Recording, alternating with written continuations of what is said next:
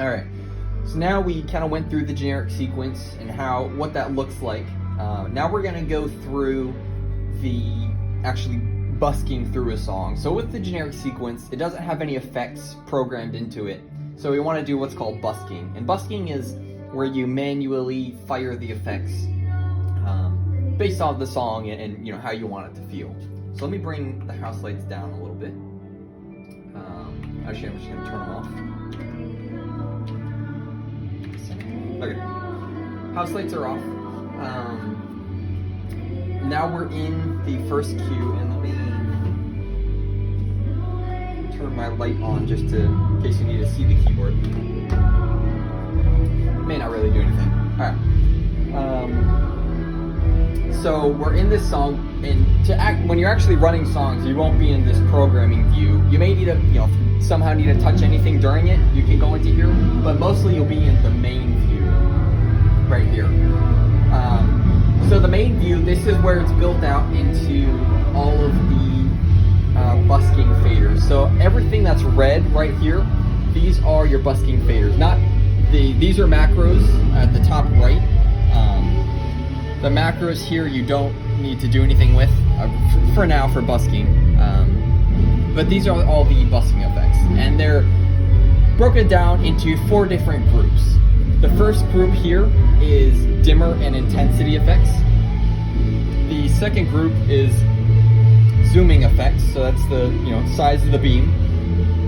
The third group is position effects, and the fourth group is color effects. So whether that's changing the color to something static or like a gradient. So kind of how these are organized is that the top rows are going to be static values for everything. So for instance, let's just bring the intensity. So we have this busking effect here, that intensity is 100%. So all that's going to do is, and for the sake of things, I'm going to make this execute a little bit faster. Let's go to 2 seconds. All right. So that one keeps it at 100% and doesn't do anything else. We can bring it back down to 50. And keep it there. We can even, busk them off if we need to for some reason. And so that's the static effect. And then we also have zoom. So for instance, zoom 0% means it's going to be the tightest beam that it can. I'm going to turn intensity at 100 to see if we can see what it looks like. I'm also going to bring the lights. So the position of lights, we're going to bring them straight. The top row is static. So now here, hopefully you can see the size of the beam. So for the zoom, if we bring that to 100%, then it's going to get as wide as it can and kind of fills the whole stage there.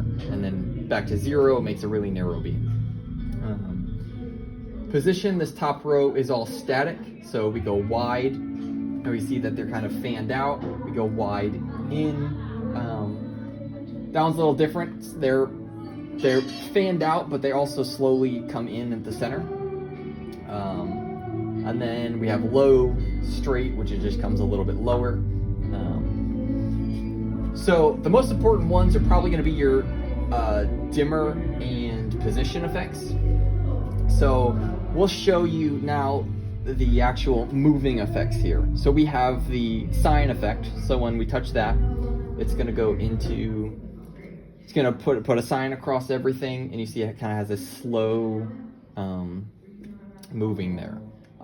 We have the step, which we kind of went over what the effects do in a different video. So it's essentially those effects stored into these executors that we use for busking. We also have down here a random, so for instance, sine, if we go into that, you see it's kind of moving across the stage from left to right. We also created a random one to where when we go into that, now instead of moving across left and right, it's kind of random, the light's dimming in and out, so there isn't essentially a pattern. I like to use the random ones more. It depends on what you're going for. I like those a little bit nicer. So all these presets for the dimmers go from 0% to 100%. So you'll see sometimes the lights, they go completely out and then back. That could be good for some effects you're going for, but we also have one that goes from 10% to 80%. So essentially the lights stay on all the time, and you just kind of see them slowly pulsing, and it makes it look not as intense or big, because it feels big when you have lights coming in and out. But if it's always on, it doesn't look like that, look as big. So those are dimmer effects, and then zooming effects, essentially the same curves. So the sine wave, zooming's gonna kind of be hard to see, so I don't want to show that. But that's just the effects of zooming. Which lights are zooming at what time. Then we have the position effects. So for that, I'm going to just bring the intensity up so we can see where the position is. I'm going to make the beam a little bit as narrow as it can. And then, all right, so position effects. Probably the main one we use is pan. It depends on what you're going for, but panning is just going to be the lights panning across the stage. And then you have random. We also have tilt, which are going to be the lights tilting up and down rather than the pan. And it's going to do that based on whatever position it's in. So since it's on the floor right now, it's going to stay down on the floor and tilt up. However, if we also had it, straight up in the air, now the tilt, you see that it's kind of more, it feels bigger because it has more range to move from being up in the air.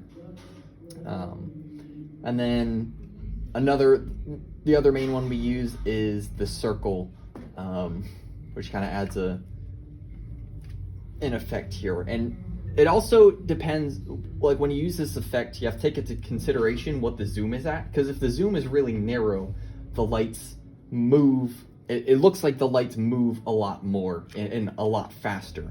Whereas if we have it on a wider zoom and do this effect, now they kind of blend in with each other, and it doesn't look as fast. And then we have the same random one here. So we also have a fly up, and now this is one of those combination effects that we showed in the effects, to where it's going to, so fly down means that the lights are going to start up top, stay on, come down, and when it reaches the bottom, they turn off. And then while the lights are off, it zooms back up to the top, turns on, and then goes down again. So you really only ever see the lights coming on at the top and moving down. It just kind of creates a nice falling on everything. And then we have the same for going up, where they start at the bottom and then move up. Now these are also relative to the positions that they're at. So if the lights start up, you won't really see it. So this one, if we have the lights start on the floor, so now it's on the floor, so you see they turn off. When it comes on, then it's gonna come a little bit lower and go up. So those are those effects. Now, the other important thing with busking is you have the two what they call speed groups. Well, there's multiple speed groups, but we're really only using two. We have this dimmer speed and position speed, and those are tied to buttons 105 and 106. So if you see on all the executors in the top left corner, they have a number. So for instance, for the executors, you have 1, 2, 3, and 4 for the songs that we run through. That is assigned to these buttons down here. So you have button 1, 2, 3, and 4. So for these dimmer speeds, those are buttons 105 and 106 that are down here. And what this does is all the busking effects that we have, and most effects to program, and all of the busking effects are tied to the speed groups. So for instance, dimmer speed group, let's just go into this sine wave here. So we're in the sine wave, and we see that it's moving kind of slower, which can be nice in slower moments. But say, since we're busking and don't have the song pre-programmed, if we're going to be programming for a higher energy or a faster song, we want to increase that speed. So we have this tap, and this is based off of BPM. So you could even, when you have the comm headset on, you listen to the click, and you can tap with the click, with whatever count they have. And that helps, align the effects to the music, and it just makes everything feel nicer. You could do, if you want to do it twice as fast, you can tap. So basically, the faster you tap this, the faster it's going to go. Like now it's really fast because I was tapping it, and then if I want to go really slow, and then I can bring it back down to go slow. So we have that for dimmer, and we also have the same for position. So for instance, the circle, it's moving really fast because the position speed's at 120 BPM. But if we bring that lower, for most of the position effects, it's gonna be lower. And right now they're still looking fast because the beam's really narrow. But if we turn that off, it kind of feels like it slows down a little more. So those are the intensity, zoom, and position effects along with those dimmer speeds. We also have the color effects, which are, so the color effects are labeled, the cue name is actually labeled. So for instance, if it says static, that means it's gonna be static and go just to that color. So for instance, to white, it's gonna be just white, which is the LED white, where basically just the white light is on and everything is off. There's also to full, which is gonna bring all lights on, which can kind of bring a bit of a purple hue to things, to orange. So depending on what you want to do, those are static effects. And we also have some gradient effects that the cue name is labeled gradient. So when we go into that, for instance, this blue and orange gradient, now the lights are gonna just fade between that blue and orange gradient, and that's gonna be tied to the dimmer speed as well. So the color effects, we tied them to the dimmer speed group. There is a separate color speed group, but we kind of ran out of room for some buttons, so we just have those two for now. So that's busking through a song, how to apply effects when you don't really have time to program, or you just want to use the busking one. A lot of times I like to do that because it's you kind of go through the song and get a feel it out for how you want to do things. So, and most of the busking effects have a gradient of, or not a gradient, a cue time. Like if I go into a certain cue, 6 seconds is about, I think that's what almost all of them are. They have a 6-second fade time and a 6-second off time. So it gives you time to, go into an effect, let that go on, and then when you're done, you can turn that back off.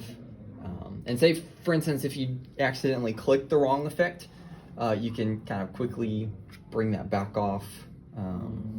Those are a little bit faster. Let me fix those later. But it gives you time to, bring them back off. So you kind of got to feel it out. And depending on the song that you're busking through, it helps to know the song ahead of time, to where if the song is going to have some kind of dropout or like part where everything freezes and you want the effects to stop, you can turn it off ahead of time. But those types of songs you may want to have pre-programmed, to where you program it in to where things do what you want. So that is busking effects and how to run over everything.